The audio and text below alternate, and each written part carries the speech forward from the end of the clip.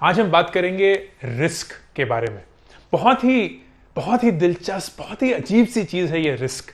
और जिंदगी भर मैं बहुत ही फैसिनेटेड रहा हूं कि लोग रिस्क को देखते कैसे हैं, इस रिस्क को मेजर कैसे करते हैं। और इस वीडियो में आज जानेंगे कि रिस्क एलिमिनेट कैसे किया जाए, रिस्क को हटाया कैसे जाए और रिस्क अल्टीमेटली होता भी क्या है। हाल ही में किसी ने मुझसे पूछा था कि मैं अपनी नौकरी से खुश नहीं हूं और मैं कुछ अपना स्टार्ट करना चाहता हूं, मैं कोई अपना बिजनेस स्टार्ट करना चाहता हूं, अपना कोई स्टार्टअप करना चाहता हूं यार, लेकिन रिस्क बहुत है।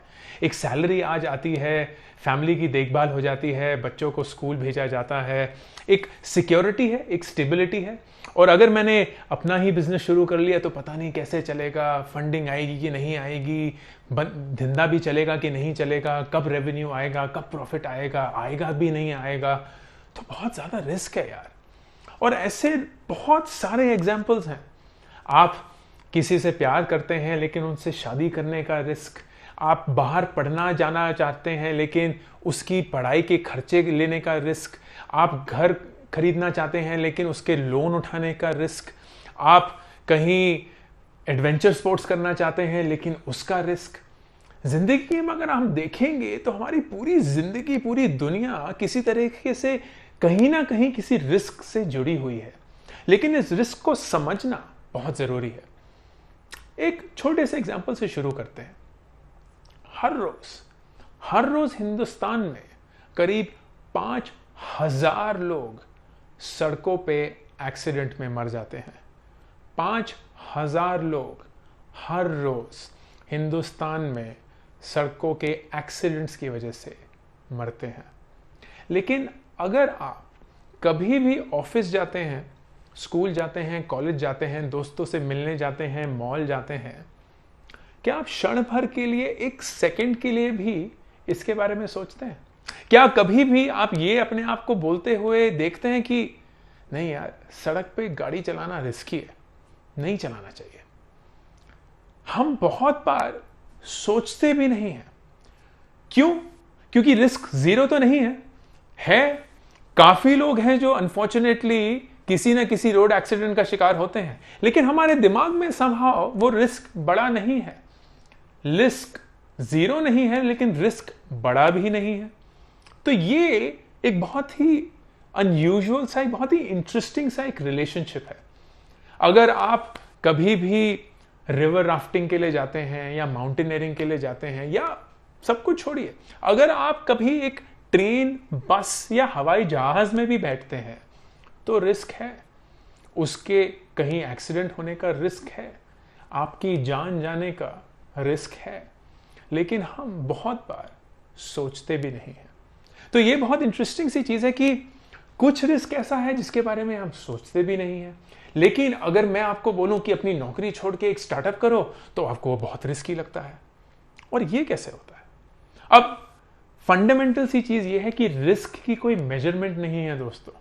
ऐसा कोई स्केल नहीं है जहां बोल सकते हैं कि रिस्क इतना लंबा है, इतना बड़ा है, इतना ऊंचा है। रिस्क मेजर करने का कोई तरीका नहीं है। और इसी की वजह से हर एक इंसान उस सेम रिस्क को अलग नजरिए से देखता है। वही सेम रिस्क जो काम छोड़कर या नौकरी छोड़कर स्टार्टअप करने का है, किसी के लिए बहुत रिस्की हो सकता है और किसी के लिए बिल्कुल भी रिस्की नहीं। हमें लगता है कि लोगों के पास अगर बैकअप हो तो उनका रिस्क एपेटाइट बढ़ जाता है। अगर कोई अमीर है, किसी के पास बहुत पैसा है, तो वो ज्यादा रिस्क ले सकता है। लेकिन ये भी सही नहीं है। काफी बार ऐसा होता है कि हर एक इंसान एक रिस्क को इतने अलग अलग ढंग से देखता है कि पता ही नहीं चलता कि इसका एक्चुअल मेजरमेंट क्या है। सच ये है कि रिस्क को कभी भी एलिमिनेट नहीं किया जा सकता। कोई भी ऐसी चीज आप नहीं कर सकते जिसमें रिस्क जीरो है। कोई भी ऐसी चीज आप नहीं कर सकते जिसमें रिस्क जीरो है। मैं अभी खड़े होकर ये वीडियो रिकॉर्ड कर रहा हूं और ऐसा हो सकता है कि मैं अभी के अभी इस जमीन पे गिर जाऊं और कभी ना उठ पाऊं। कुछ भी हो सकता है और वो भी एक रिस्क है। मैं अपने हाथ इतनी तेज से हिला रहा हूं, शायद मैं दीवार को धक्का दे दूं और मेरे को एक फ्रैक्चर हो जाए। वो भी एक रिस्क है। हर एक चीज में रिस्क है। सवाल ये नहीं है कि रिस्क जीरो है कि नहीं, सवाल ये है कि मेरे दिमाग में उस रिस्क की कितनी अहमियत है, मेरे दिमाग में उस रिस्क की कितनी इंपॉर्टेंस है, मेरे दिमाग में वो रिस्क कितना बड़ा है। इसका सवाल कैसे दिया जाए? और इसका सवाल देना बहुत मुश्किल है, क्योंकि मैंने ये कहा था रिस्क को मेजर करना मुश्किल है, रिस्क को मेजर करना असंभव है। आप रिस्क को मेजर नहीं कर सकते, तो आप इस सवाल का जवाब नहीं दे सकते कि मेरे दिमाग में ये रिस्क कितना बड़ा है। लेकिन आप एक अलग सवाल का जवाब जरूर दे सकते हैं, और वो ये है कि इस रिस्क को लेने के लिए मैं क्या करने के लिए तैयार हूं और उससे क्या क्या संभव है। इस रिस्क को लेने के लिए मैं कितना तैयार हूं और उसकी वजह से क्या क्या संभव है, और उसके चलते सबसे इंपॉर्टेंट सवाल कि क्या वो वर्थ इट है कि नहीं। क्या ये रिस्क लेना वर्थ इट है या नहीं? क्योंकि इस रिस्क को लेने से अगर मुझे वो मिल गया जो मुझे मिलना चाहिए, जो मैं चाहता हूं, तो क्या मेरी जिंदगी में कुछ ऐसा होगा जो इस रिस्क को लेने के लिए इसको कंप्लीटली वर्थ इट बना देता है। एक एग्जांपल से शुरू करते हैं। जनवरी में अगर आप किसी भी मॉल में जाएंगे, उस मॉल में खुदा ना खास्ता बहुत सारे रिस्क हैं।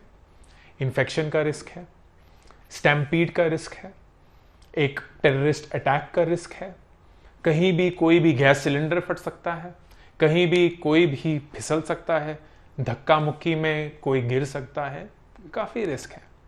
लेकिन आप उन सारे रिस्क से कंफर्टेबल थे। क्यों? क्योंकि उस रिस्क को लेने के बावजूद जो एफर्ट या रिवॉर्ड आपको मिलता वो वर्थ इट बना देता।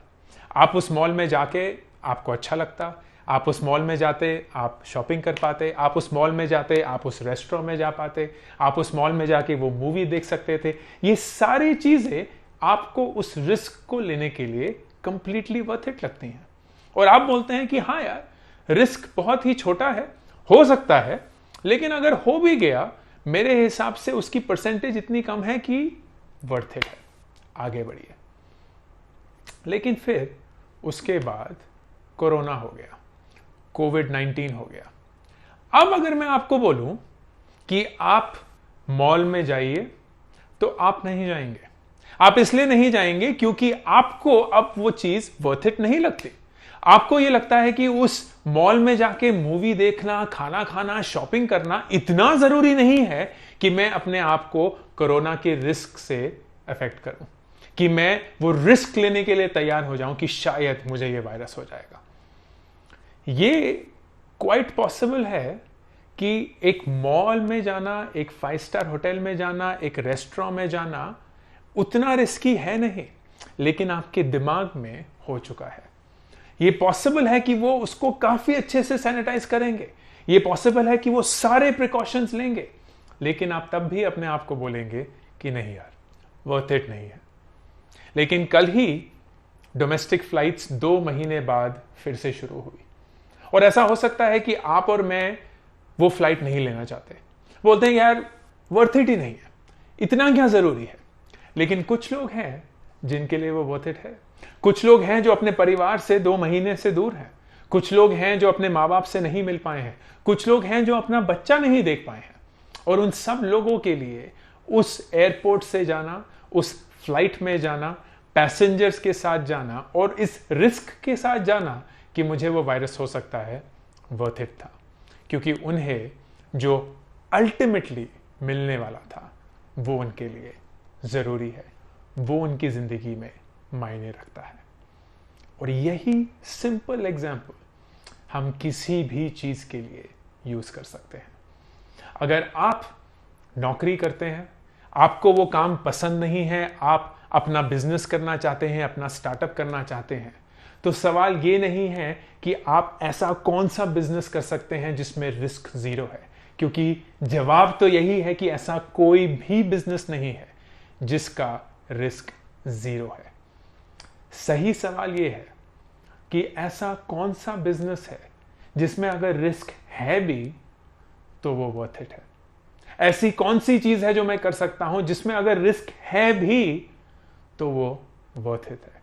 अगर मैं बाहर जाना चाहता हूं और मुझे ये नहीं पता कि वो उसके बाद मेरे को यूएस में या कनाडा में या कहीं भी और ऑस्ट्रेलिया में नौकरी मिलेगी कि नहीं, मुझे ये नहीं पता कि इतना खर्चा करने के बाद मैं वहां कमा पाऊंगा कि भी नहीं, लेकिन मैं अपने आप से ये बोलता हूं कि अगर मैंने वो रिस्क ले लिया तो वो वर्थ इट है, क्योंकि मुझे बहुत अच्छी क्वालिटी पढ़ाई मिलेगी, मुझे बहुत ही अच्छे स्टूडेंट्स के साथ पढ़ने का मौका मिलेगा, वर्थ इट है। मुझे याद है 2005 में जब मैंने अपने एमबीए करने का डिसीजन लिया था तो बहुत सारे स्कूल्स का मेरे पास ऑप्शन था, लेकिन एक नया स्कूल था, 5 साल पुराना ही था, बहुत महंगा स्कूल था, लेकिन 1 साल का एमबीए प्रोग्राम था और मेरे सारे जो स्टूडेंट्स मेरे साथ पढ़ते उन सबके पास एक्चुअल वर्क एक्सपीरियंस था और मेरे पास जिंदगी में उस समय वर्क एक्सपीरियंस नहीं था। तो मेरे पास उस स्कूल में जाने का इतना स्ट्रॉन्ग रीजन था क्योंकि मुझे लगता था कि मुझे जिंदगी के बारे में इतना कुछ सीखने के लिए मिलेगा। लेकिन वो 14 लाख रुपए का प्रोग्राम था और 2005 में 14 लाख रुपए बहुत ज्यादा पैसे थे, आज भी हैं। और हम बहुत ही मिडिल क्लास फैमिली से थे, कभी भी इतनी सेविंग्स ही नहीं थी, सेविंग्स थी ही नहीं, जिंदगी में कभी लोन ही नहीं लिया था क्योंकि कोई बैंक लोन देने के लिए ही तैयार नहीं था। तो पहली बार जिंदगी में इतना बड़ा फाइनेंशियल डिसीजन लिया और वो भी लोन उठा के। और काफी लोगों ने ये मुझे बोला कि यार ये तो बहुत रिस्की है, 5 साल पुराना स्कूल है, पता नहीं उसके बाद नौकरी मिलेगी कि नहीं मिलेगी, क्या कर रहे हो क्या नहीं कर रहे हो।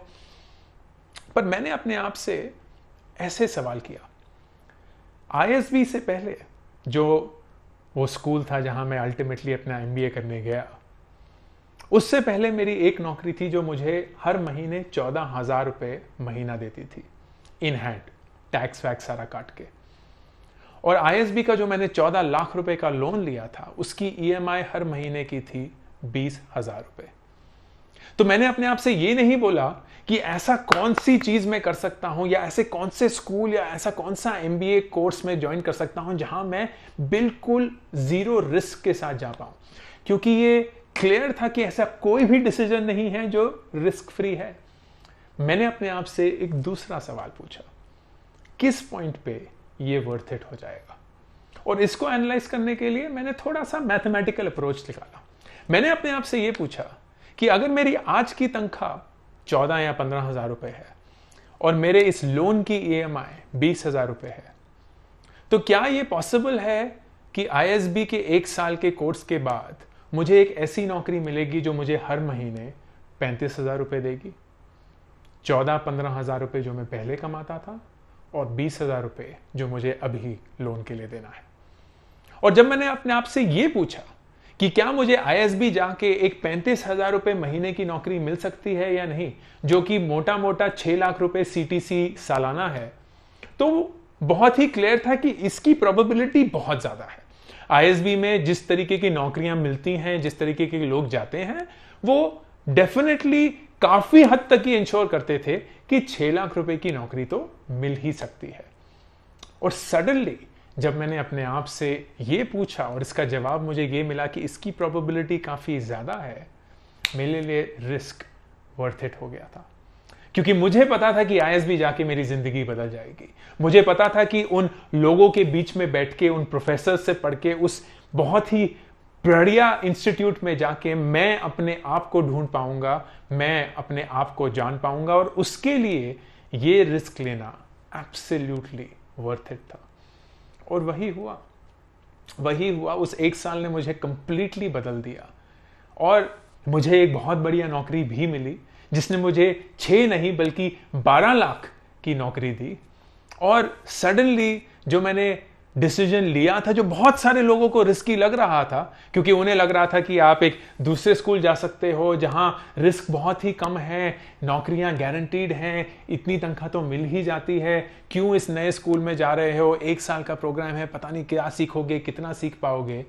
सडनली वो सारी चीजें मेरे लिए काम कर गई, वो रिस्क मेरे लिए काम कर गया, क्योंकि मैंने अपने आप से ये नहीं पूछा कि कौन सा डिसीजन मैं ले सकता हूँ जिसका रिस्क 0 है। मैंने अपने आप से ये पूछा कि ऐसा कौन सा रिस्क मैं ले सकता हूँ जो कि वर्थ इट है। अगर आप अपने आप से अपनी ज़िंदगी में यही सवाल पूछते हैं रिस्क के बारे में, तो आपका रिलेशनशिप विद रिस्क बदल जाता है। आप रिस्क को एक हिंड्रेंस या एक ऑब्स्टिकल जैसे नहीं देखते हैं, आप रिस्क को एक इवैल्यूएशन के तरीके से देखते हैं। आप अपने आप से ये नहीं बोलते कि यार ये बहुत रिस्की है, मैं ये जिंदगी में नहीं करूंगा। आप अपने आप से ये पूछते हैं कि अगर ये रिस्क है तो मैं ऐसा क्या कर सकता हूं जिसकी वजह से ये रिस्क वर्थ इट हो जाएगा। मैं ऐसा क्या कर सकता हूं जिसकी वजह से ये रिस्क शायद अपना मायने खो बैठेगा। ऐसा मैं क्या कर सकता हूं जिसकी वजह से ये रिस्क रहेगा तो, लेकिन इससे जो मिल सकता है वो इस रिस्क से बहुत ज्यादा बड़ा होगा।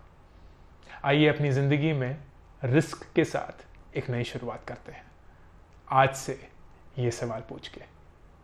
अभी के अभी इस चैनल को सब्सक्राइब करिए ताकि अगर कोई भी नया वीडियो आए आपको उसके बारे में पता चले।